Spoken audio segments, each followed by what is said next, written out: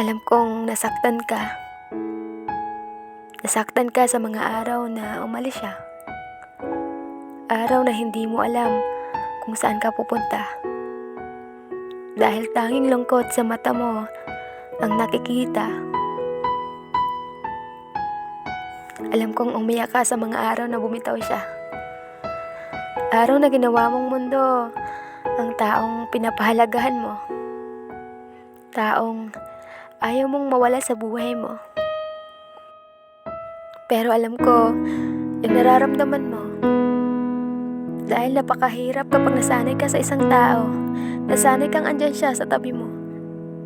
Pero ang pinakamasakit, hindi man lang niya nakikita ang pagmamahal mo.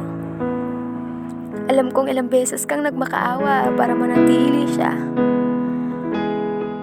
Pero basta-basta na lang binitawan niya ang mga alaala. Alaala sa panahon na kayo pa. Alam kong tiniis mo ang sakit. Dahil sa pagtitiis mo, hindi mo na siya kumapit. Naging masaya siya sa mga araw na binitawan ka. Mga araw na naging malaya siya. Kaya wag mo nang pilitin ang isang tao na balikan ka. Kung sa pagbitaw nila, yun ang kalang ikakasaya, mas mabuting palayain mo rin sila.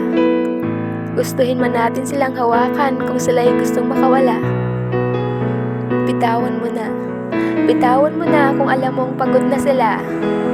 Ang importante, ipinaramdam mo ang pagmamahal sa panahon na kayo pa. Kaya palayain mo na at huwag mo nang hawakan pa. Kapag alam mong ikaw na lang ang nakakapit sa inyong dalawa.